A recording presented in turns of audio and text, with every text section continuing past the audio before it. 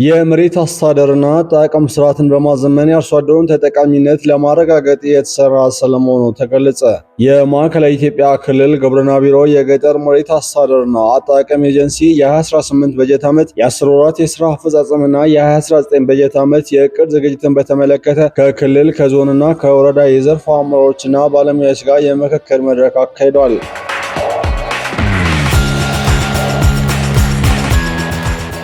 የአፈጻጸም መድረኩን በንግግር ያስጀመሩት የኤጀንሲው ስራ አስኪያጅ አቶ አብዱልሐፊዝ ሁሴን እንደገለጹት ባለፉት ወራት የገጠር መሬት አስተዳደርና አጠቃቀም ስርዓትን ለማዘመን በተከናወኑ ተግባራት አርሶ አደሩን ተጠቃሚ የሚያደርጉ ተጨባጭ ውጤቶች መመዝገባቸውን ተናግሯል። በተለይም አውድን መነሻ ያደረገና አቅምን መሰረት ያደረገ የእቅድ ዝግጅት በማድረግ ከሁሉም ባለድርሻ አካላት ጋር ተግባቦት መፈጠሩ ለተግባሩ ስኬት ትልቅ አስተዋጽኦ ማድረጉን ተናግረዋል። አጠቃላይ ይህን ልንፈጽምበት የምንችል ግልጽ ፕሮሲጀር አስቀምጠን ወደ እቅድ ወደ ተግባር ምዕራፍ የገባንበት ሁኔታ ነው ያለው። ሌላው ደግሞ በእቅዱ ዙሪያ ላይ መግባባት እንደመሆኑ መጠን በእቅዱ ከመግባት በጋራ ከቢሮአችን ወደ ላይ ወደ ታችን ከቢሮአችን ቢሮ ኃላፊ ጋር በጋራ በተገቢው ተግባብተናል። ከኤጀንሲያችን ባለሙያዎች ጋር በተገቢው ተግባብተናል።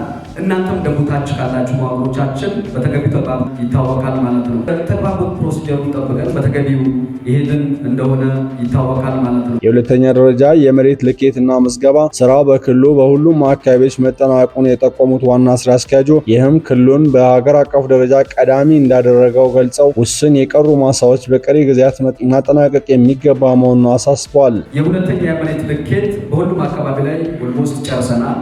ይሄን እንደ ሀገርም የኛ ክልል ፈጥኖ የሄደበት ተግባር ነው። በዘንድሮ ዓመት እነዚህ ያደሩ ሳይለኩ ያደሩ መሬቶቻችን ማጠናቀቅ አለብን ብለን ባስቀመጥነው ግብ መሰረት እነዚህን ለማጠናቀቅ ጥረቶች ሲደረጉ ቆይተዋል። አርሶ አደሮች የመሬት ባለቤትነት ማረጋገጫ ደብተራቸውን በማስያዣነት በመጠቀም ከፋይናንስ ተቋማት ብድር የማግኘት እድላቸው ከጊዜ ወደ ጊዜ እያደገ መምጣቱን በስኬት አንስተዋል። የኤጀንሲው ምክትል ስራ አስኪያጅ ወይዘሮ አሊ አሽፋው በኩላቸው ተቋሙን በዲጂታል ቴክኖሎጂ ለማዘመንና ጥራት ያለው መረጃ ለማደራጀት የሚደረገው ጥረት ውጤታማ እየሆነ መምጣቱን ገልጿል። በተለይም አርሶ አደሮች ከወለድ ነፃ የብድር አገልግሎት እንዲያገኙ የሚነሱ ጥያቄዎችን በዘላቂነት ለመፍታት ከሚመለከታቸው አካላት ጋር በቅንጅት የተሰራ መሆኑን አረጋግጧል። በምክክር መድረኩ በኤጀንሲው ከፍተኛ ባለሙያዎች የቀረቡ ሪፖርቶችን መነሻ በማድረግ በተካሄደው ውይይት የሚከተሉት ነጥቦች ላይ ትኩረት እንዲሰጥ ስምምነት ላይ ተደርሷል። የብድር አከፋፈል ስርዓትን ግልጽ ማድረግና የግንዛቤ ማስጨበጫዎችን ማጠናከር፣ የመሬት መረጃዎችን ጥራትና ታማኝነት ማረጋገጥ፣ በከተማና በገጠር መሬት አዋሳኝ አካባቢዎች የሚታዩ የይገባኛልና የግልጸኝነት ችግሮችን መፍታት፣ የፋይዳ መታወቂያ ወይም ዲጂታል አይዲ አፈጻጸምን ይበልጥ ስኬታማ ለማድረግ መስራት ይገባል ተብሏል።